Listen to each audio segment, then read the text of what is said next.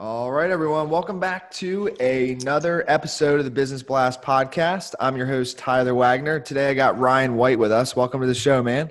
I appreciate you for having me, Tyler. I'm stoked to do it, man.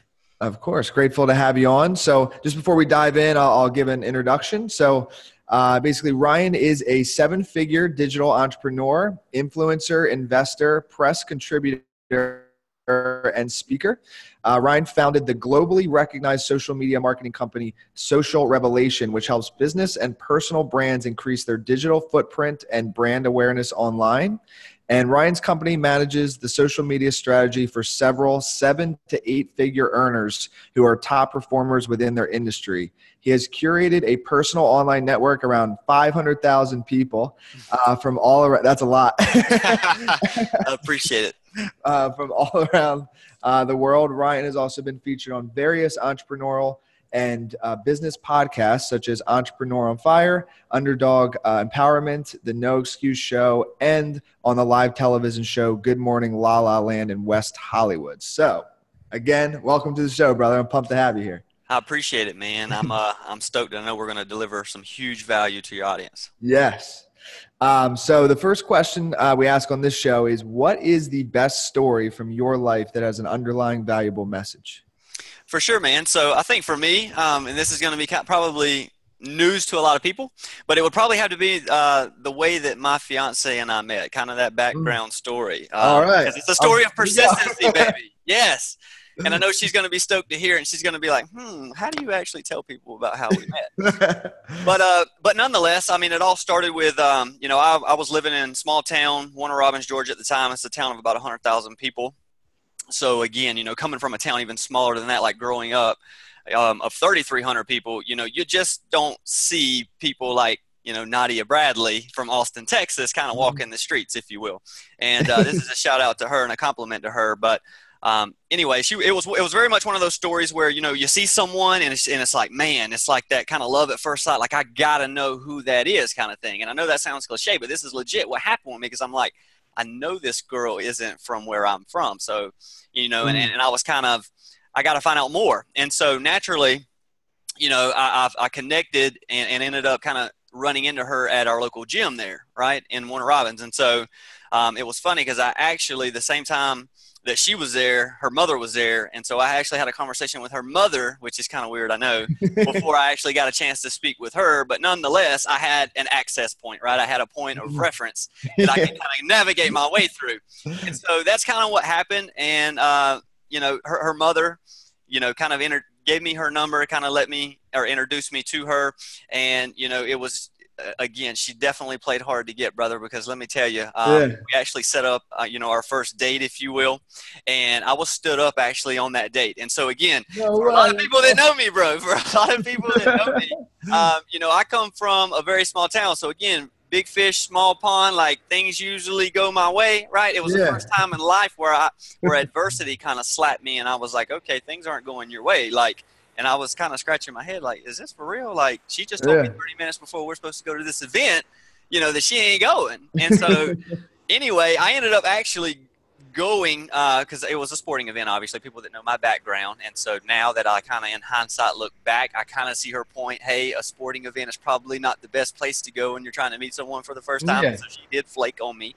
And but the whole point of that was literally, dude, I was faced with adversity, and I knew, I was like, man, this is the first time I've actually been shut down. So now she's got me, right? I'm hooked. Yep. And so, but kind of like entrepreneurship, man, just being persistent and like consistent with your target. So I don't ever want to say that women are targets, but in my mind, in this example, she was my target, right? She was my goal, like my dream girl that I got to get to know. And so literally, dude, 3 to 4 weeks of, and a lot of people would be like, listen, man, this girl's not replying to you.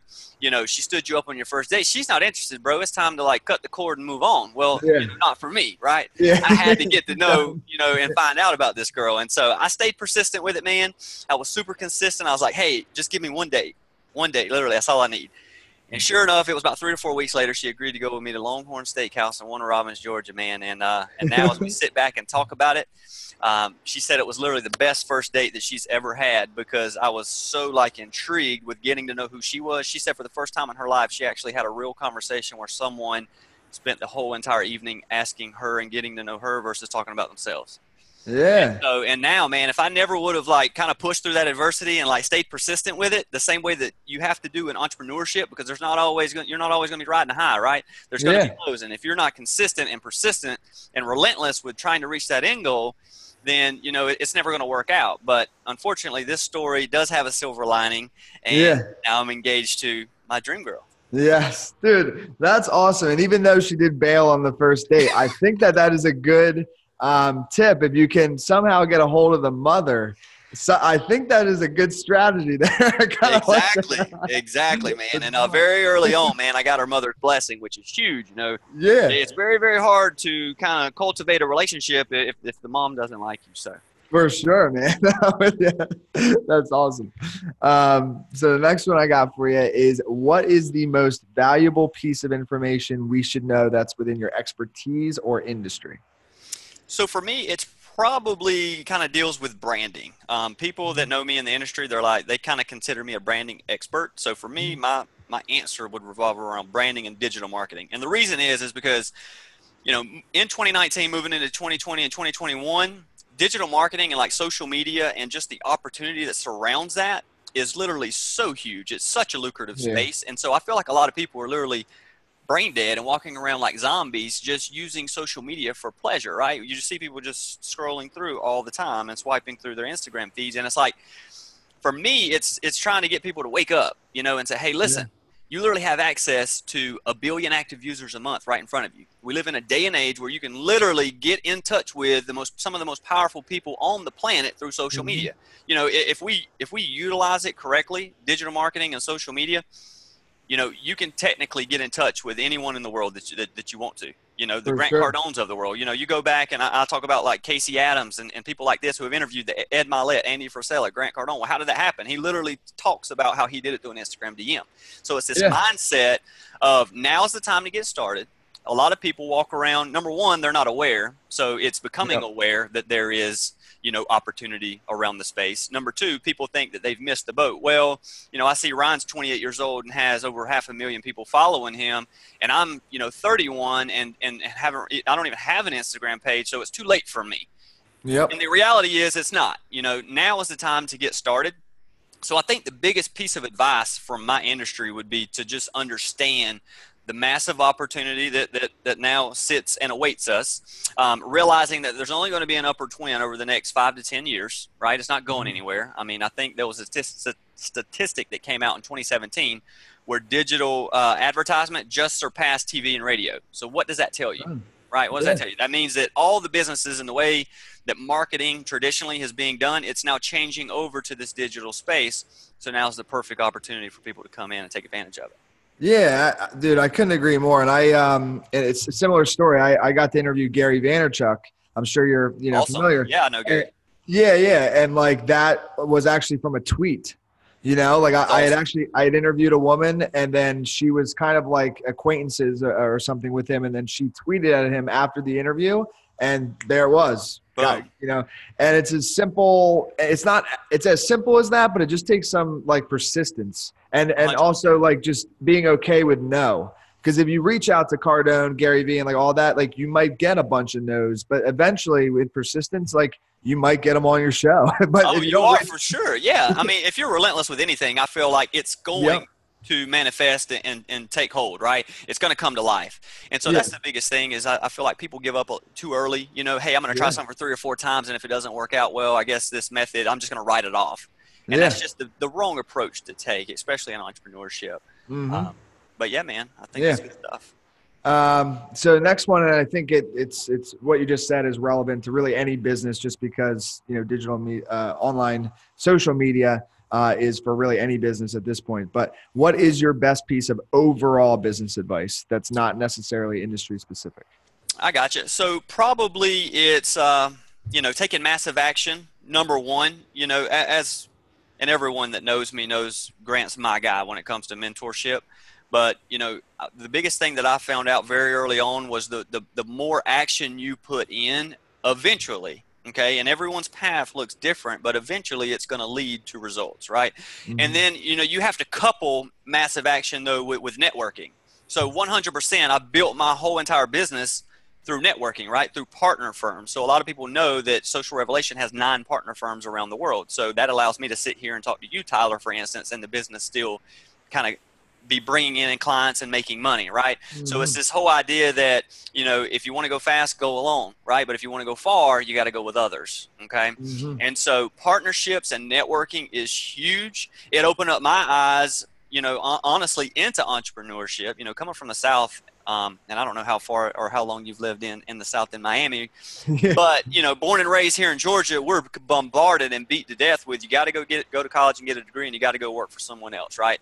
Yep. And that's all we're told. Both my parents, they've been teaching for in education, like for the state, for over 30 years, and so naturally, that was kind of what was beat into me was, hey, if you want to be successful and be secure, you can go get you a degree, you can become a teacher, and you can coach baseball just like your dad did. And it's like there are other ways, Mm-hmm. but than corporate America.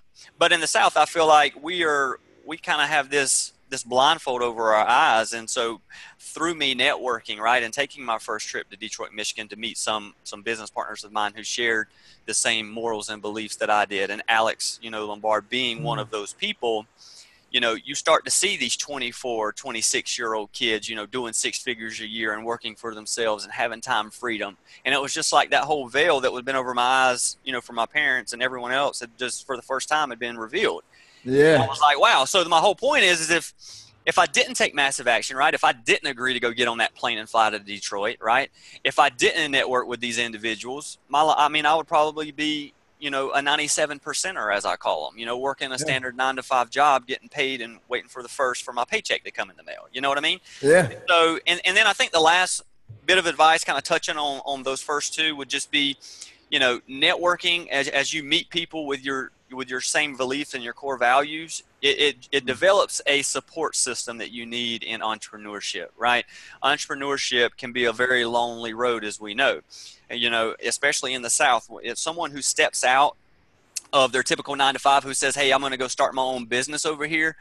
People, anytime you take the path less traveled by, people throw shade at you, right? People are going to hate on that because they don't understand it, right? Mm-hmm.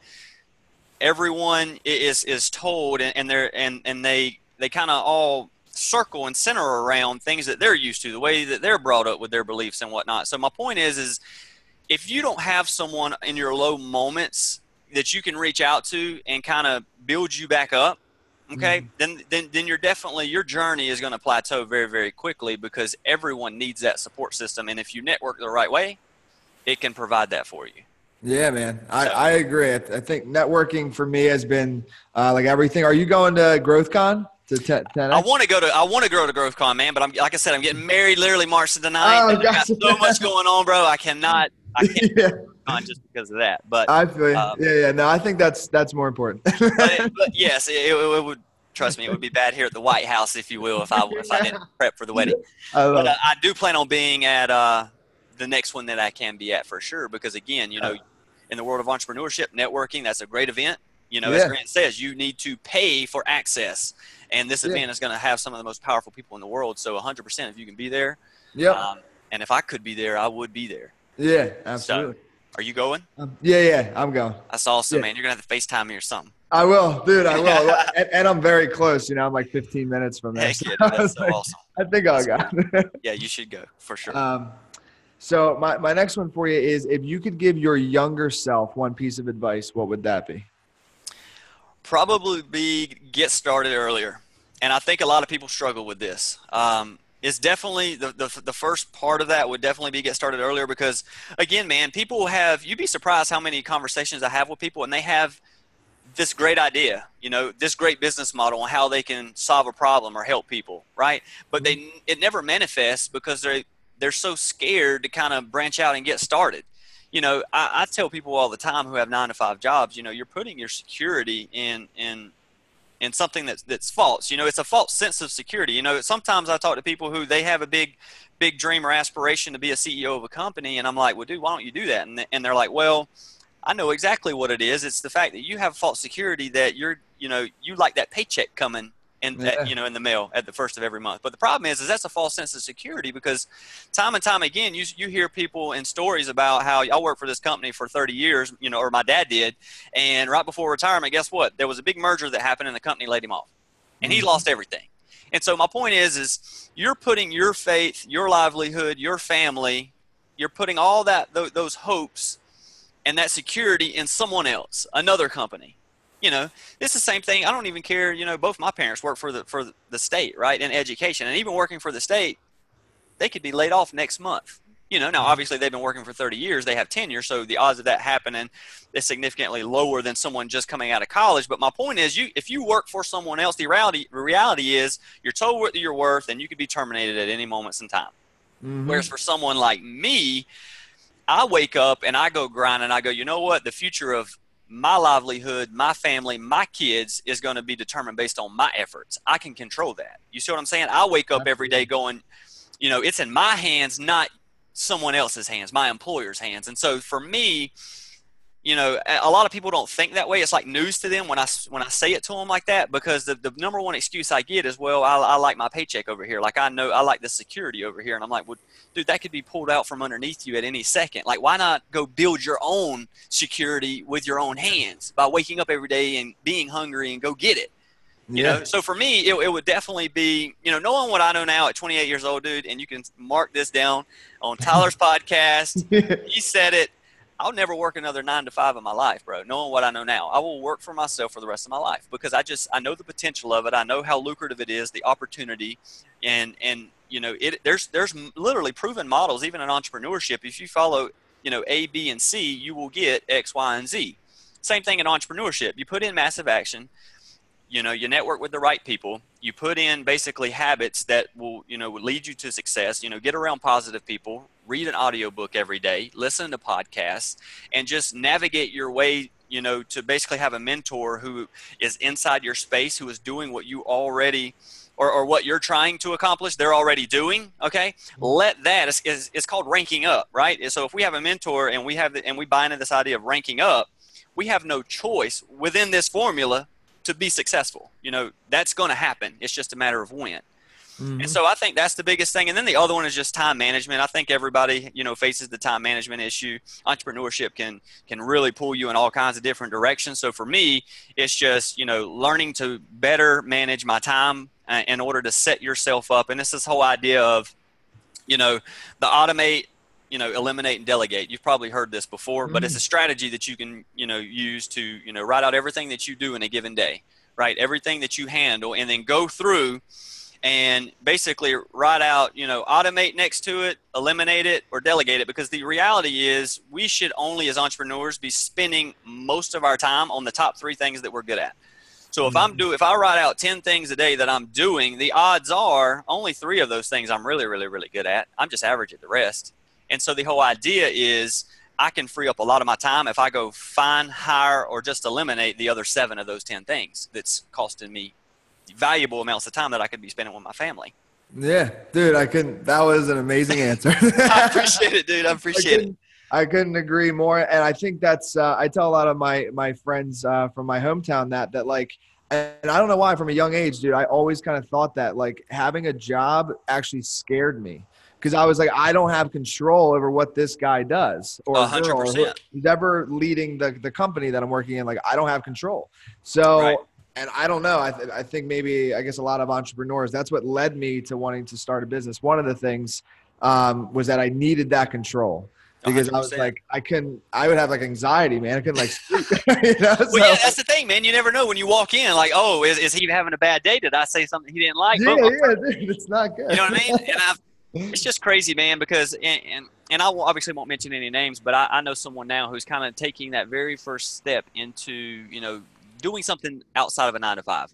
And what's crazy about it is, this particular individual told me it took them 9 years to build up to this level of income that they were experiencing. And in their entrepreneurship journey, through networking, massive action, and just saying, hey, I am going to be in control of my own destiny.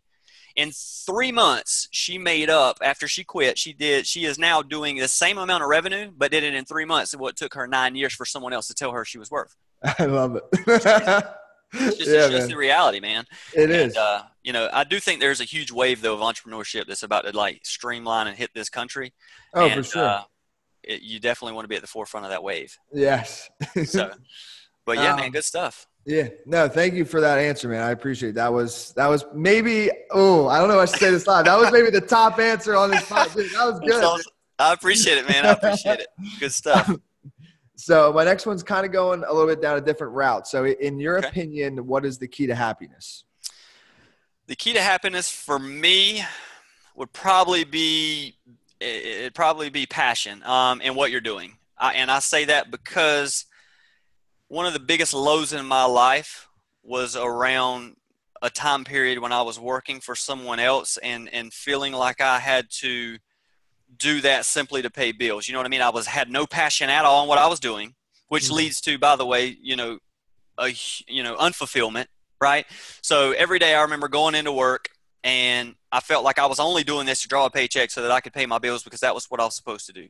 Okay. And that was the situation I was in when I graduated college with my bachelor's degree in accounting, so a lot of people don't know this, and this is not a knock on Tennessee State Bank. I am grateful for them and everyone who works there. Just, again, going back to being a 10-year-old kid who had big dreams and aspirations of running a multi-million-dollar company one day, once I graduated, I was working as a bank teller, because that was really the first person who said yes to my resume.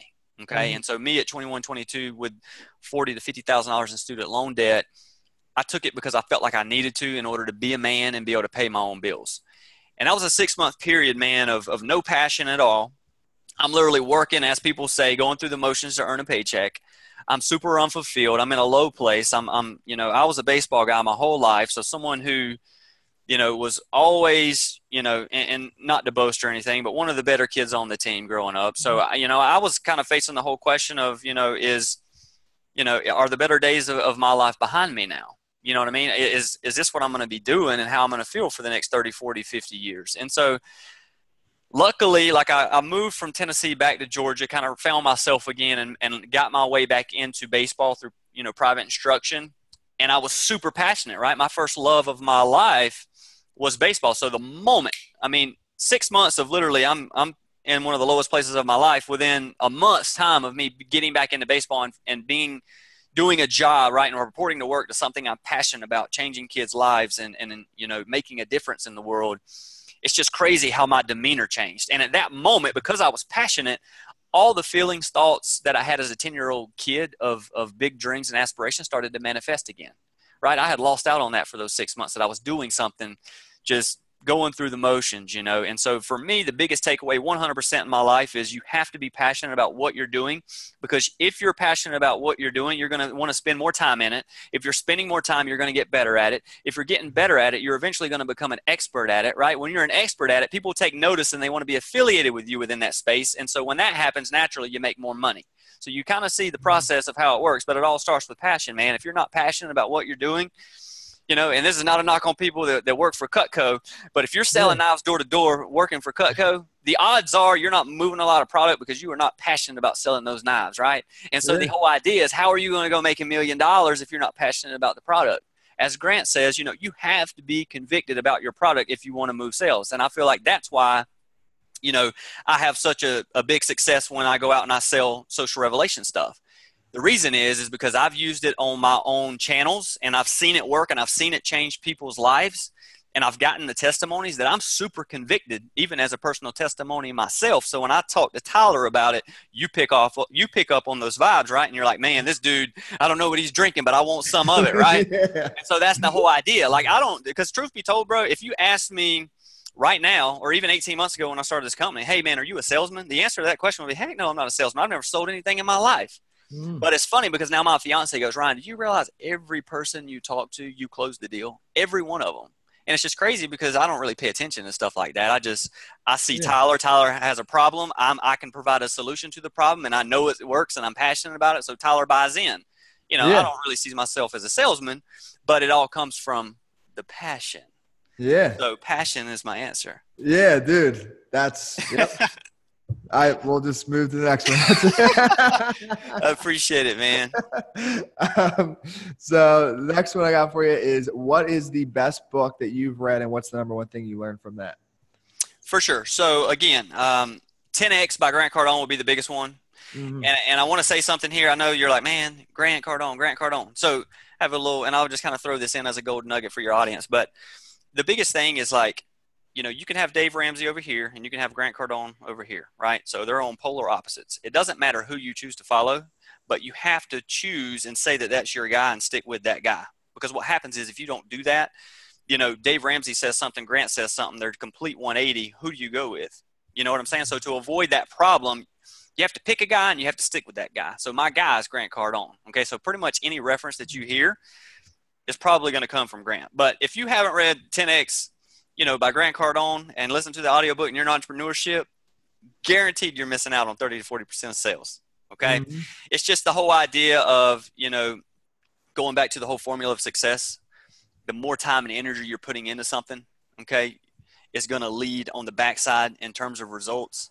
And so 10X is 100% changed my life. It was the first audiobook I'd ever read in terms of entrepreneurship. My fiance's best friend, actually, shout out to Casey if she's listening to this. She actually sent it over to me and was like, hey, I kind of know how you are. This is something we've been reading. My husband and I really think it would resonate with you. Check it out. And sure enough, I checked it out. Boom, first book, I'm hooked. This is my guy. And it just opened my eyes, to Pandora's box and entrepreneurship. And, I couldn't be more grateful. Yeah, man, I think that's really good advice that to focus in because there's so much content out there now. 100%. I mean, you do. And like for me, my guy's pretty much Gary. Like that's who I Gotcha. follow. And I love Grant, but I follow Gary like more so. Exactly. And you just do because there's just so much stuff. So I think that's when there's so much opportunity, then it can like slow people down almost because they're not focused. So exactly. You gotta focus in on one person. And if you do that, and that's huge because, and I think I've mentioned this before, but in a world where we're advertised to from all over, right? And there's so much trying to fight for our attention, right? Especially in social media and digital marketing and everywhere you go, you see an ad. Especially for millennials, we can get overextended very quickly if we allow ourselves to. Hey, I'm going to start a podcast. Hey, I'm going to go over here and start a social media marketing company. Well, I think I want to step into drop shipping. And it's like we have all these different things that we're doing and we become average in all of them because we're overextended. So I heard something that I think would really resonate with the audience and because it's resonated with me. And it's this whole idea of we try as millennials to get 1,000 miles wide, right? And that only allows us to go an inch deep. When we need to be focusing on only getting an inch wide and figuring out how we can go 1,000 miles deep in one specific area because that makes us an expert in that area. And naturally, we're going to rise to the top and catapult to the top once we become an expert in that one area. Yep. We'll move to the next one. There we go, baby. And then what's your favorite quote and why? So my favorite quote is probably don't expect the change unless you make one. And I say that because especially, with people that have known me from the very beginning, they're always reaching out to me going, hey man, I want to be a multimillionaire, or I want to make 6 figures a year. And it's all this talk, it's all this talk and it's never backed by any action, because I say this all the time. People have the idea and they think they want to make a lot of money when in reality, they're not willing to do what it takes every day to make a lot of money. Because naturally, as you make more money, you have more responsibility. And more responsibility typically requires more of your time. So I tell people all the time, I'm like, you think you want to make money, but you really, really don't because I can tell by your work ethic. And it's just this whole idea of people who say, man, I'm going to lose 30 pounds. Okay. Well, don't talk about how you want to lose 30 pounds. There's a proven success formula. Again, going back, everything has a success formula. If you literally stop, eating this way and change your eating habits, you can lose 30 pounds. But what do you hear? Oh, it's so hard. I can never do it. I don't understand how these people on Weight Watchers lose 167 pounds. It's crazy. Well, I tell you, you can't expect to change if you don't make one. You can't say that you're going to lose 30 pounds, but yet you don't want to give up pizza. I mean, what are we doing here? And so the same thing goes with making money, man. I just hear people all the time. They reach out to me, hey, how can I make 6 or 7 figures a year, bro? And I'm like, well, based upon your habits and what you're doing every single day, you can't sit on the couch and smoke pot every day and think you're going to make 6, 7 figures. That's the reality, right? Yeah. You can't clock in at 10 o'clock, in the morning and clock out at 5 p.m. and that's the end of your work day and you think you're going to make 6, 7 figures. It just don't happen that way. And so that's probably my biggest quote. I think that's big, dude, because I think a lot of people have like an illusion that like all these millionaires are just like on the beach doing nothing, like they've made it. And it's like, and I guess some people, you can create a business where there's freedom, right? I think For sure. overall that is part of the goal, but most millionaires that I know, like they are working a lot, like 100%, dude. more than the employee, like. And I think it's more about how the millionaires online present themselves. Yeah. Because here's the reality, bro. This is you'll like this story. So we have a pool here where I'm living. I'm at a pretty nice apartment community here in Buckhead, Atlanta, and super cool pool. I've been to that pool. We've been here now for 7 months. I've walked by the pool once. I've sat at the pool another time. So I've been to that pool twice. I posted a Snapchat story and an Instagram story of me literally laying back. The one time I've been there, like chilling with my laptop of me at the pool. Everyone jumped ship and was like, bro, I wish I had your life, man. Like, you literally making all this money sitting by the pool every day. Like, and in my mind, I'm like, dude, you have no idea. Like, the only reason I'm at the pool right now is because if I didn't come here, there was so much going on. Like, I literally just wanted to go dig a hole and, like, get in it because that's how busy I am right now. And so I just needed 30 minutes. And what they don't realize is I only spent 30 minutes just long enough to get that. But I feel like a lot of, like, big-time millionaires, like, if they take one trip a year, they make sure they document the heck out of that one trip, right? And they put it on social media and they present it as if, hey, this is what I'm doing every day.